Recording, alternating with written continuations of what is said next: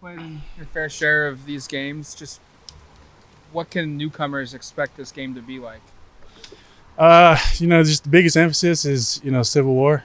What this game means to not only us as players, but the whole community, Eugene, as well as just all the Ducks fans out there. Just got to beat the Beavs. Have to every year. What still sticks in your mind about that 2020 game up in Corvallis in the fog? Oh, damn. Yeah. Shoot. Just a lot of mistakes, a lot of little mistakes that we could have fixed, could have done better, that we definitely focused on this week, the little minor details.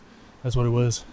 What did you see after, at the end of that one, Mace, in terms of the storming of the field of cardboard people, the parade of cars? After, how much do you see of that kind of stuff after, or do you not even hit and register with you? No, it didn't register with me just because after every game, I'm always looking for my family. So that's just me generally. Yeah.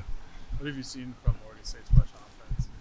Are there any similarities to how Utah does the same thing? Oh yeah, tons of similarities. They try to hit you with a lot of stretch, try to get us out our gaps, or get us out our gaps so the running back can hit the creases up the middle. A lot of bounce back from the running backs. Just biggest thing for us is extending the edge on the OLBs and D-line getting knocked back. What do you think was the biggest turning point from the performance against Washington to last week against Utah, where you guys showed your best defensive performance of the year? Just playing as a unit, back end and up front as well. Front end got to get there, put pressure on the quarterback, as well as in the back end holding it down for us to get to the quarterback and causes the havoc plays. Interceptions like Bennett had 2 of those. Getting our hands up, tipping the balls, all those things. That Oregon State offensive line's been good for a few years now. What do you see on tape from it that kind of makes it stand out?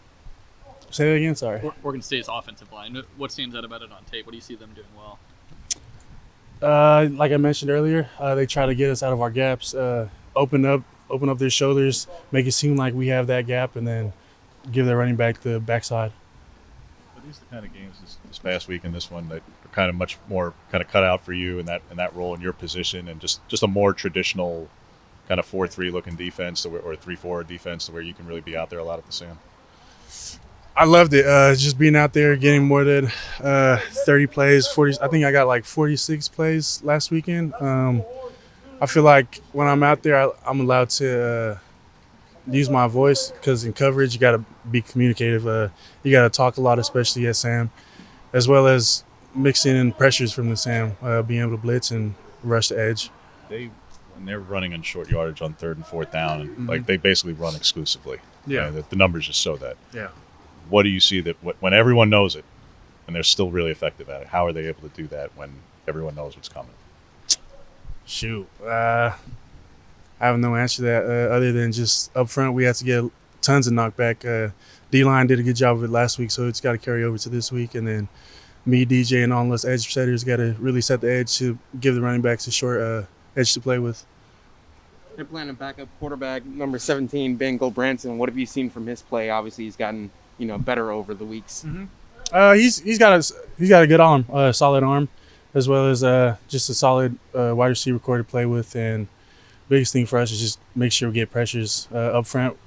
It's been sad, but we haven't had a sack in 3 weeks, and that's our biggest goal this week, is just put pressure on them and get our sacks back up.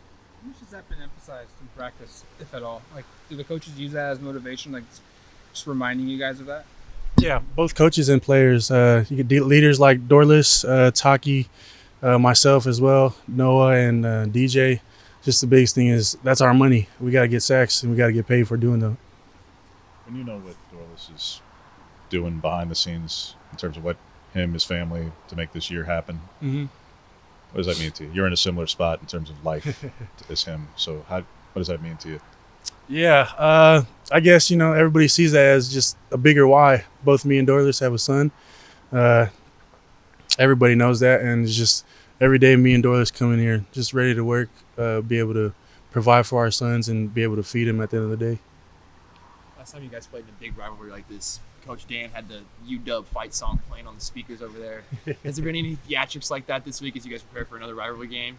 For sure. He's got that third down. Is it third down chainsaw?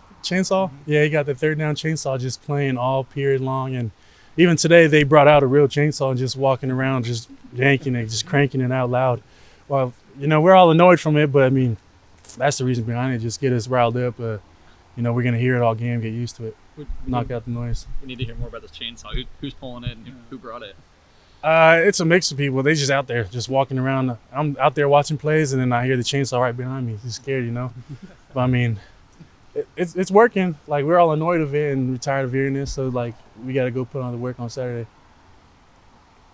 A bit of a fun question for you. If you could give me sort of the equivalent of a Thanksgiving item to what, any position on the team, like what position would be what Thanksgiving item? I'd say up front seven, we definitely the turkey. The big meat. A lot of people, big boys. The DBs definitely they are the sweets, the dessert. And linebackers, I don't know. Middle linebackers, they like 50-50. They like to be a little sweet on one side, and then sometimes they'll be a little hefty. Feel me? Like Noah. I'm just kidding. Just kidding. What about some offensive position? What about quarterback? Quarterback? Oh, that's probably the whole meal. Everything's on the quarterback. So every Thanksgiving meal is a quarterback.